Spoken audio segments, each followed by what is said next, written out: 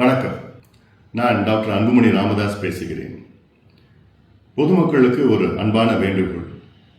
வருகின்ற மே மாதம் 11ஆம் தேதி ஞாயிற்றுக்கிழமை மாலை 4 மணி அளவிலே மாமல்லபுரம் அருகில் திருவிடந்தை கிராமத்தில் சித்திரை முழு நிலவு இளைஞர் பெருவிழா மாநாடு நடைபெற உள்ளது.